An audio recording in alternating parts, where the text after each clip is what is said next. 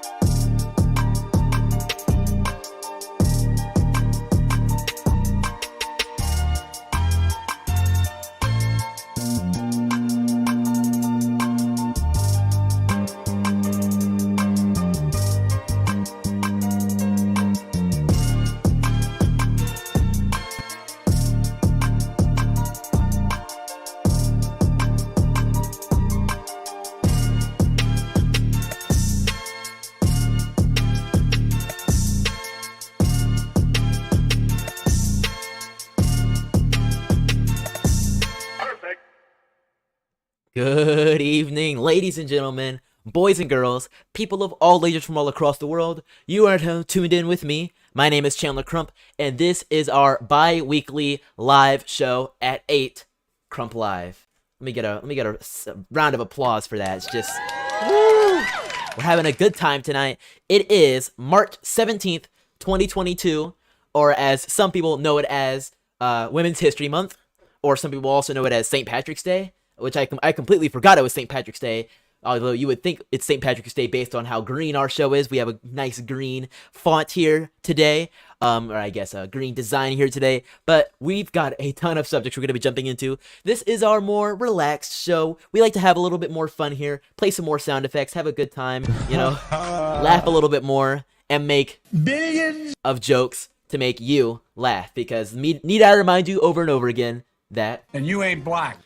Because, of course, none of us are black anymore. If you were a black viewer before watching this show, unfortunately, I have the transparency virus that Biden gave to me in 2020, and therefore, if you're black and you watch this show, you're actually no longer black as well. I'm sorry, I don't make the rules, I just spread the virus. And we're not doing anything to stop the spread, we're not doing anything to flatten the curve. We are here to make the curve as sky high as possible.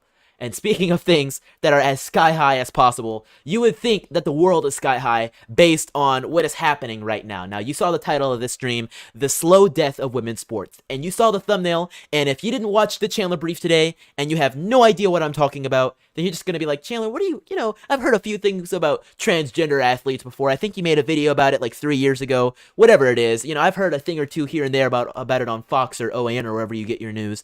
But, it's not a big deal, right? Well, 2022 is proving to be a very big year for this transgender athlete move. In fact, it's become quite a major thing, so much so that an entire league has now been taken over by a transgender athlete who has placed themselves as number one on the league.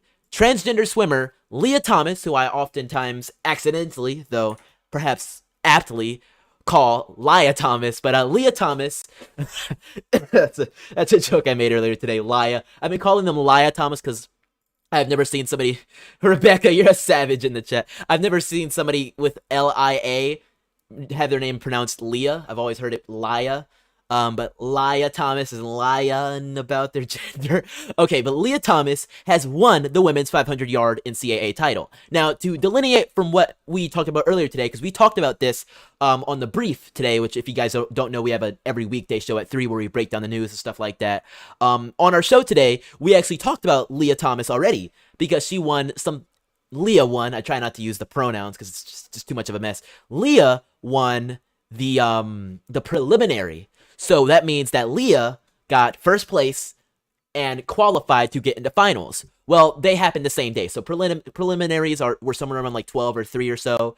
And finals happened today at 6. So here we are. The story came out 6:53. Has been updated since then at 7, just about. So just a few minutes ago it was updated. But swimmer Leah Thomas has won the women's 500-yard NCAA title, which means Leah Thomas is the champion.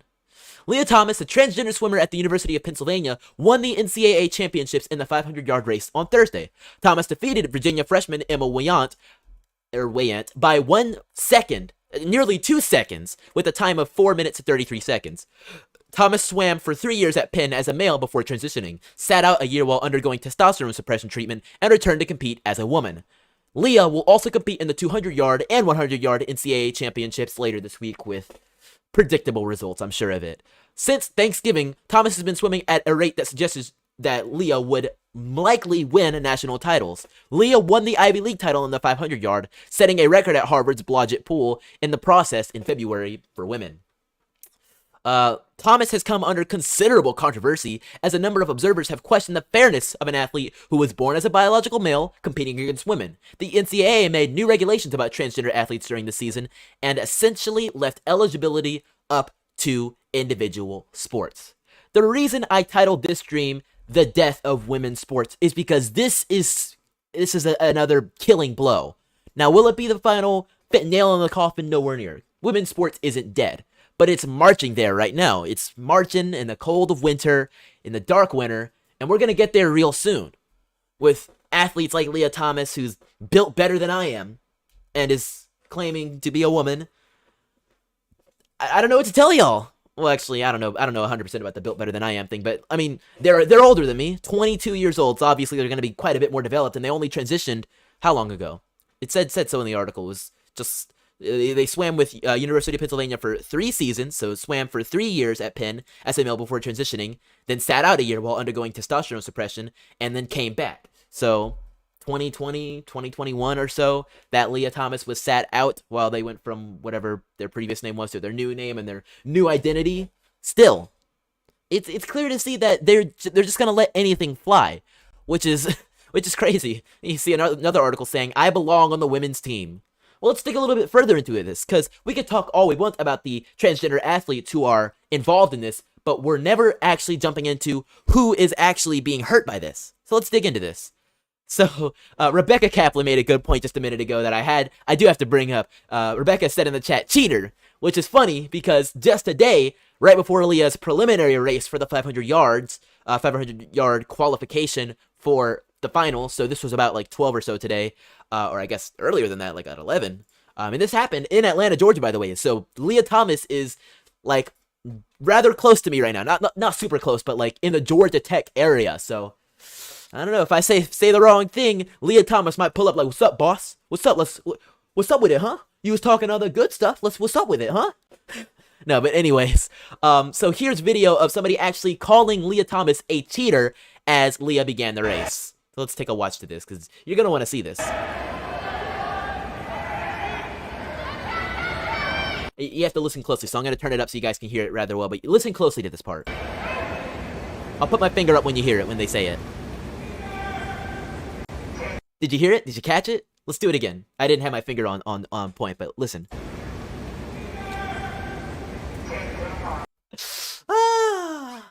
See, that is why I like Georgia. I love Georgia. The same thing would probably happen in most areas of Florida, but Georgia Tech is pretty dug in, close-ish to Atlanta.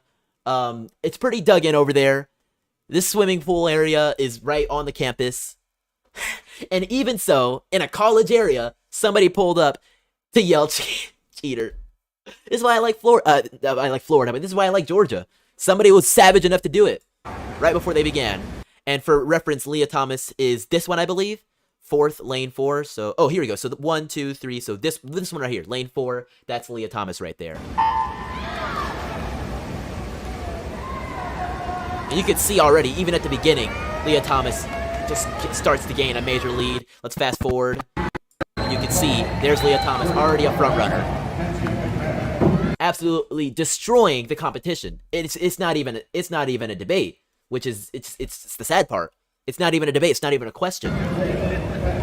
Leah Thomas is obliterating them, and it's a lot more than swimming. You guys got to remember, for sports, it's not just the fun of the sport. You get something out of it. If you perform great in sports, you can get sponsorships, you can get careers, you can get scholarships, although this is already the college level, so they more than likely have that, or some of them have it, some of them are, paying to be there. But either way, there's a lot of great opportunities, including potentially working your way up to the Olympic level. That is something that you can do, but it all relies on you getting past the level.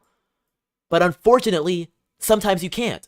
There is a swimmer who competed today in the preliminaries and got 17th place. We talked about this earlier today. She got 17th place, and I'm calling her a she because she was born a girl. The 17th place swimmer we're talking about, I didn't quite get her name, but we're going to hear from her in a second, that lost out, or we're going to hear from one of her teammates, that lost out on being in the top 16 because Leah Thomas is competing. If Leah Thomas was erased, and let's just say every swimmer competed the exact same level, this girl would have made it to the finals. Now, it's anybody's guess as to how far the girl would have gotten after that, but at the very least, she would have had a chance. She would have had a shot at greatness. And now, she's lost. Lost to history. Let's check this out. So, this one right here. Just interviewed a swimmer from Virginia Tech. Her teammate was crying earlier because this was her last NCAA competition, and she placed 17th in the category that Leah Thomas was swimming in. The top 16 go to the finals. Interview to come. So this was posted a few hours ago. We talked about it in the brief, but we actually have the interview now with the Virginia Tech teammate. So this isn't the girl who lost out, but it's a teammate of one of the girls that lost out, and it's I haven't heard it yet, so you guys can see my pure reaction. I'm not excited to hear this, but let's do this. And also shout out to Savannah Hernandez, who was on the ground getting this footage and talking to these people. She actually captured both of these videos that we've been using, this one and the other one we showed earlier today. So shout out to Savannah. So let's hear this. Virginia Tech swimmer, what did you think about Leah Thomas competing today as a swimmer in this competition? What are you feeling? What are other athletes feeling?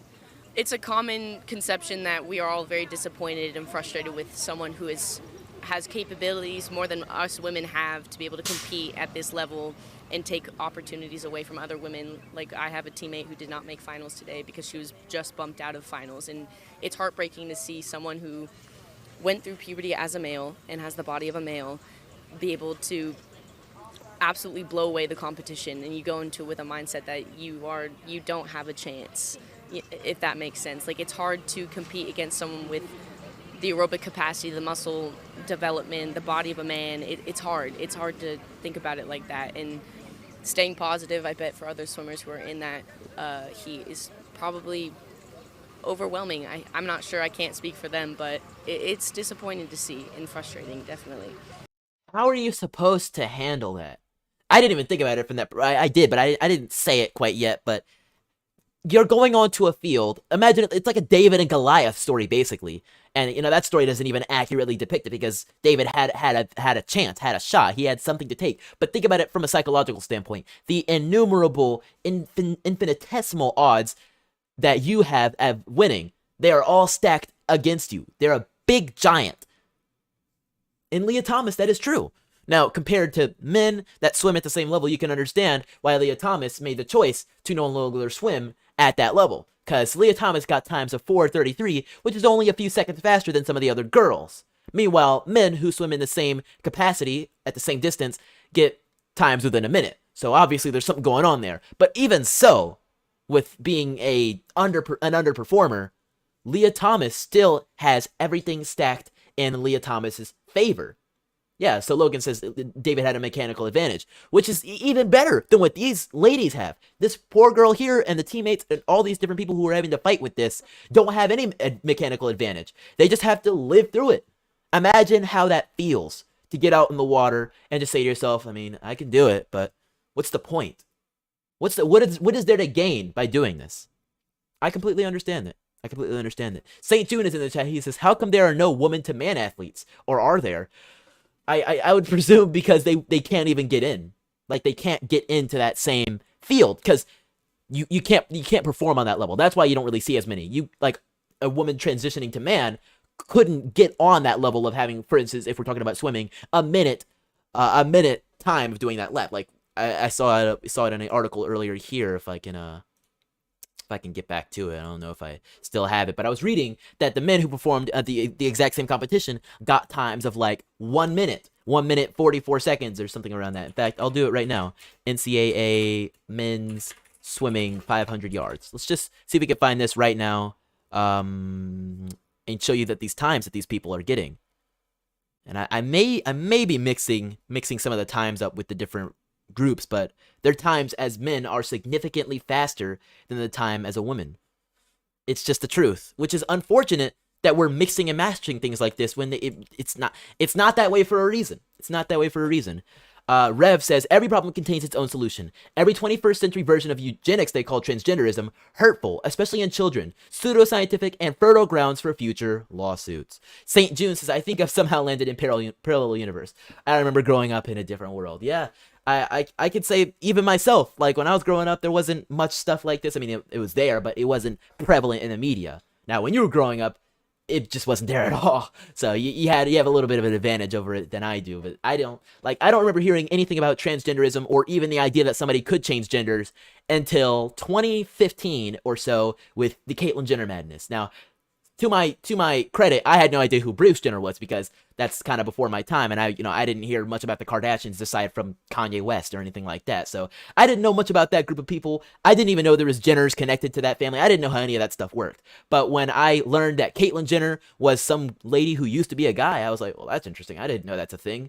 I need to learn some more about this. Did some research about it, and that just led me down a whole rabbit hole with those communities. And it's kind of obvious that they are trying to get at the youth. They tried to get at classmates of mine and myself and our entire generation, and now you can see it's so prevalent. It's common. Leah Thomas is in the same generation as me. Leah Thomas was born, let's say 20, so like 1998, 1999 or so.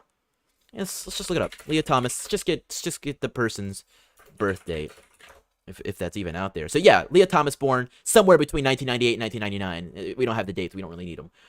Same generation as me. That is Generation Z. Generation Z starts in like 95, 97. We grew up very similar ways. As you can see, the community got a hold.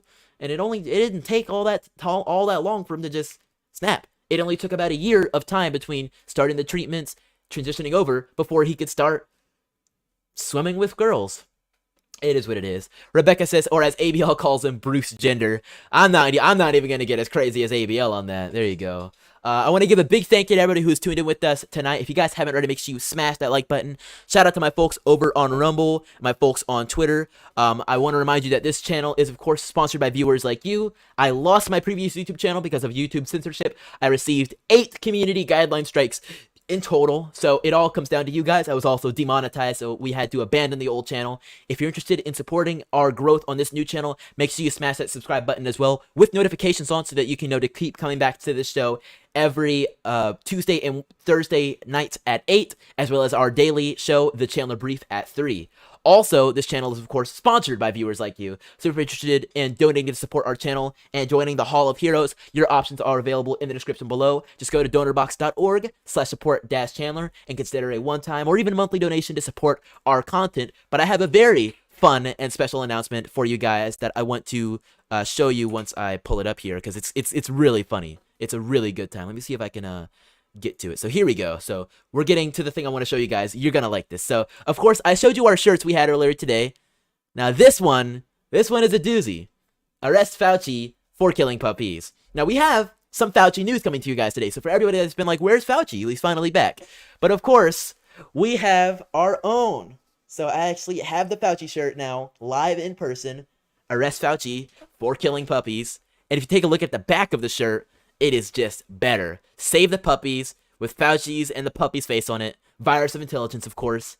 He's a killer, which is so true. So true. So if you want to get your hands on one of these amazing shirts, I just got it in person. I like it quite a lot. To make sure you go to chandlercrump.com/merch, or just visit the link I'm dropping in the chat now, and you too can get a hold of one of these amazing shirts about Fauci. Or if you want something a little bit more on brand or on message, we of course have shirts that declare the fact that there are only 2 genders. This is the front of the shirt here. Only 2 genders, only 2 chromosomes, and only one God to defend us. Or if you're interested in repping the fact that these gas prices are out of control, then check out our shirts here, chronicling what I believe is some soothsayer levels of psychic future vision nonsense. That is these gas prices. $9.19 for regular, $9.69 for plus, and $9.9999 for premium. You don't want to miss out on that, because we know Biden did that. Jumping forward a little bit more on this topic, of course, sadly, apparently, parents have been instructing the NCAA swimmers to not speak about Leah Thomas. Hold on, that button. Parents of one of the NCAA swimmers shared with me that coaches told athletes they are not allowed to speak to anyone, especially media, regarding Leah Thomas. They're not even allowed to mention Thomas's name in the locker room. Isn't that something? Shows you the current state of the culture on that team. We had stories coming out before that other female swimmers were uncomfortable with the environment that Leah Thomas created in their locker rooms, because Leah Thomas hasn't had full surgery.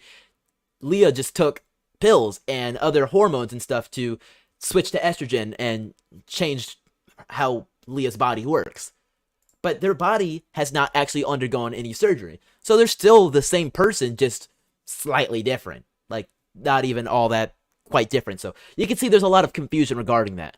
Moving on, however, we have to touch on the stuff happening in Ukraine. We have a few more funny stories about Ukraine today. Ones that I think are really going to make you laugh. But we have to touch on this one first, which is kind of connected to a story we connected with earlier today. Ukraine Prime Minister urges Nestle to halt Russian business. Let's jump into this. Ukrainian Prime Minister Denis Shmyhal, I think, urged Nestle Chief Executive Officer Mark Schneider to rethink the company's decision to continue some operations in Russia, publicly raising pressure on the world's largest food company. While Nestle has suspended shipments of non-essential products like Nespresso coffee and selling Pellegrino water to Russia, it's still supplying the population with necessities such as baby and pet food. Russia was a source of 1.7 billion francs, or $1.8 billion of revenue last year, or about 2% of Nestle's total income. Schmal said Schneider had shown no understanding, but that he hopes the Swiss company will reverse course soon. We consider conversations with governmental authorities private, a Nestle spokesperson said by email, without commenting on their position. We will continue to do the utmost to deliver food to Ukrainians in the country and to support Ukrainian refugees in many countries. So even if they don't pull out for money, dollar sign reasons, clearly they're still a part of this whole media bandwagon. We will continue to do the utmost to deliver food to Ukraine and the Ukrainian refugees. Well, what about the Russians that are suffering, right? The Russians are suffering day in and day out in Russia. Now, thankfully, they don't have bullets raining down upon them, so that's better. They're in slightly a better position. But they're also having all these different companies and businesses that are pulling out, shutting down, are no longer operating within their borders, and they have Ukraine, which seems to have all the international political capital in the world, basically begging and going down the list and saying, if you don't do what we say, we're going to sick the DNC after you. We're going to sick NATO after you. We're going to sick the World Economic Forum after you. We're going to sick all these globalist organizations after you to shut you down. That's what happened earlier today when we were talking about Koch Industries. They broke their silence and say that they will continue to operate as 2 glass factories there. However, DNC operatives and even the Senate Majority Leader, Chuck Schumer, personally emailed and reached out to these people and said, enough is enough. Either you shut down your operations in Russia, or we will take away your tax benefits, or we will give you the really strong waggly finger and tell you, you need to stop right now, bucko. Because they're angry. And I can't even justify the reason why. I mean, we've seen wars before, but we've never seen something like this. And it's basically like a canceled movement. I'm seeing on TikTok people drawing on their face with the flag, the colors of the Ukrainian flag. We went through DC rather recently just to go through it and see some of the things on the way to see the truckers. And we saw more Ukrainian flags than American flags. In fact, I tweeted about it, and a lot of people agreed. Wherever they go, wherever the government has power, there seems to be some sort of Ukraine message going all about, almost as if it's the brand new Black Lives Matter, or almost the brand new Biden-Harris 2020, or vote blue no matter who. It's become nothing more than just a little statement to throw out there to show, yeah, I'm woke, I support the current thing, right? In fact, that's been a meme going around. If I can pull it up, I support the current thing. It's just, it's all adding up. So here's the meme. It's become that big. So here's, I support the current thing. And take a look at it. Let me see if I can zoom in or not. I guess not, but there it is. So it has all these LGBT flags, and then brand new, it's the Ukrainian flag. Now, of course, I don't know what Know Your Meme is going to say about it, but it's going to give you the exact same idea. And it's rather true. It's rather true that this is what's happening. It's become a just spit out the talking point, and suddenly you're accepted. If you don't support the current thing, that's a problem for you. You're going to get lambasted in the media. There are people on the ground in Ukraine that have not been as blind to say, stand with Ukraine. They've just been saying, let's look at the facts on both sides of the situation. Let's chronicle the news. And they've had people sent after them because it's been misinterpreted as, he's a pro-Russia, pro-Putin message. They've even gone after Trump, who was one of the toughest on Putin, in such a way that Putin actually declared that he had respect for Trump. And Trump had the same to say back. He believes Putin is a smart individual, but he believes that he's not without fault, as most people do. But he also was willing to call out Ukraine when he had to. He sat next to the Ukrainian president just a few years back and talked about the corruption happening within the country. Who else is going to do that? Biden wouldn't do that. Kamala Harris would look over at you, laugh, and say, can you please help me? As she did with the, I'm thinking it was the Danish prime minister, but it was one of those leaders in Europe that she was sitting next to, or standing next to on the podium just a few days ago, and they asked her a question, and she just laughed about it, and she was like, "Oh, I don't know what I'm saying. Can you help? When a friend is in need," that's what she said. Let me see if I can pull it up for you guys, because it was absolutely hilarious. See if I can find it here. I have a list of previous topics we've covered that goes back pretty far, and I just don't say what, lies to the people, yeah. So much crazy stuff like that. But let's jump into this Ukraine video here so you guys can see this. That time Trump called out the corruption in Ukraine with Zelensky sitting next to him. The look on his face is priceless. Hilarious, right? Because the corruption is massive. Now, when Biden's son walks away with millions of dollars from Ukraine and he knows nothing. Zelensky's just sitting there. It's hilarious, isn't it? Isn't that funny? It's true. It's true. We have a different leader in office now. And it's showing in every way that it can. And it's showing in more ways than just Ukraine, international affairs, gas prices, food prices, I could go on for days. We could do a little SpongeBob 10 hours later, and I could still be listing different topics of which we failed upon with our current administration, including on COVID-19. Now, Fauci has gone missing rather recently. In fact, he's been gone for almost a month from the public eye, making very few news appearances, talking very rarely about the droplets, about the masks, and about the vaxes. But he appears to be back and advertising a brand new variant because it seems that a lot more people are waking up from this Ukraine madness than previously predicted. Yes, there's a lot more people saying, all right, instead of standing with Ukraine, I'm just going to say, let's not send Americans. They're starting to wake up from the whole no-fly zone mess. Yes, even that, which is surprising. I thought that people would be rallying for a no-fly zone, but thankfully, people are starting to look up what a no-fly zone would entail and realize, oh yeah, you can't just say don't fly over here and then not enforce it. We would then have to deploy aircraft and deploy anti-aircraft measures to enforce it, thus being an act of war. You cannot enforce a no-fly zone on a war zone with another major country without declaring war. That is what it would be, an act of war. That would be inappropriate. So people are starting to wake up from it and starting to realize, maybe I need to look a little bit deeper into all this and figure out what I'm really signing up for, right? What am I really signing up for? Let me move this back over here. Let's read into this article, though. Let's zoom in a bit. COVID-19 cases, hospitalizations, and deaths are all down substantially in the U.S., with restrictions loosened in most places. But the nation is still losing more than 1,000 people a day on average to the virus, supposedly. And as cases rise in Europe and everywhere else, some experts wonder if there'll be a new surge. Anthony Fauci, President Biden's chief medical advisor, joins Judy Woodruff to discuss, of which there's some script here.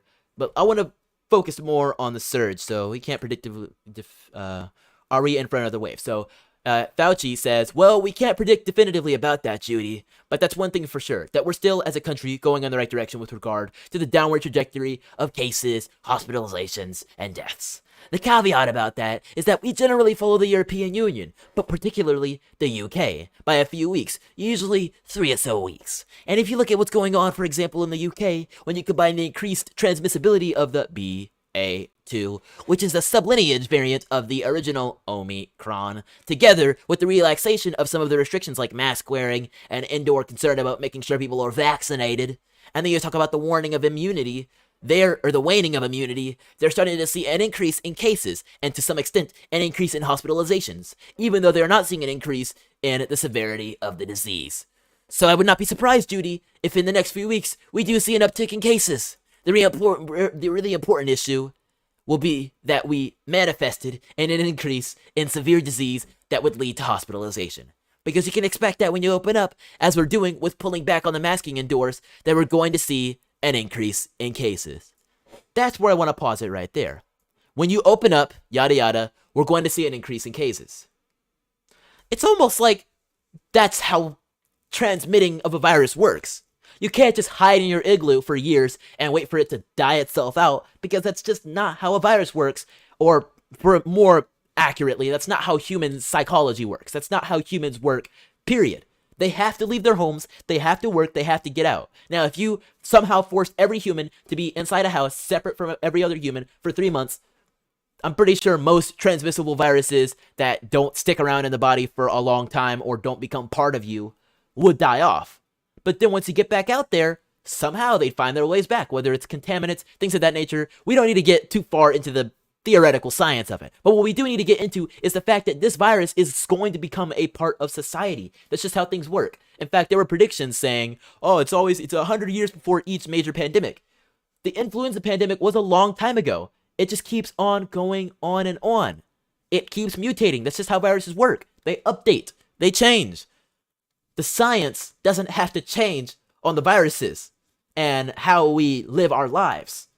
Because we've recognized now that it has become part of our lives. And yes, people are dying, but that is just what it means to be a human. The longer we stick with this, the more that people are going to be naturally immune. So for instance, if we still are dealing with the same COVID-style virus in 70 years from now, I am probably going to be rather good from it, because will have been living around the world for so long that it's just naturally built into us to be resistant to it. That is just how these things work. So talking about closing things back down really shows you that it is all a part of a scheme. All a part of a scam. That's what we've been calling it. A scamdemic. And I think there isn't anything truer than that. A scamdemic. moving on, of course, the virus isn't the only thing we're being scammed with. We're being scammed by our leaders. Now, so-called Republican representative, although I think even he has renounced that term or will be soon, Adam Kinzinger, has made a very precarious statement. He said, "If Donald Trump gets the Republican nomination, there are many of us that will move heaven and earth to ensure he doesn't win." I think that's the most important thing. He cannot be president again. Really? Well, I don't know if I'm interested in it. It's not something I'm pursuing. I want our party to be better. I want this country to be better. In terms of, yeah, I think somebody will carry the torch of what I call actually pro-American republicanism. I don't know who that necessarily will be. I'm focusing on the country first stuff. There's a lot of desire out there for something different. But look, if Donald Trump gets the Republican nomination, there are many of us that will move heaven and earth to ensure he doesn't win. I think that's the most important, that he cannot be president again.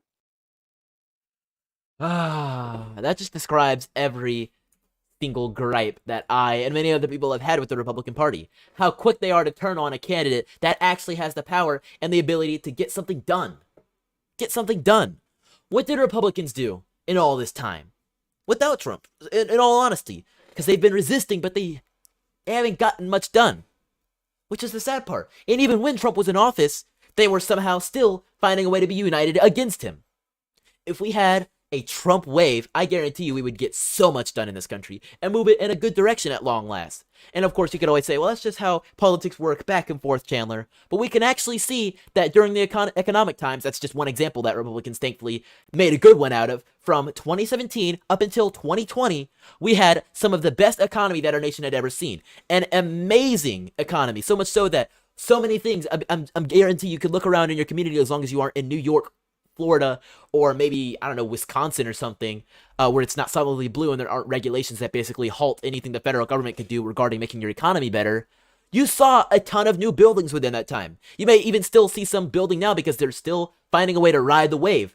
But if we had, for instance, another 4 years of Biden or Kamala Harris or whatever, I guarantee you those buildings would stop building. And children that are born just around the time that I was born 17 years ago, that were born maybe 6 years ago and are starting to come of age and starting to see society, will have a very similar story to the story I did. Because when I was 4 and 5 years old at the height of the Obama administration or during that transition of power, I saw how my community halted.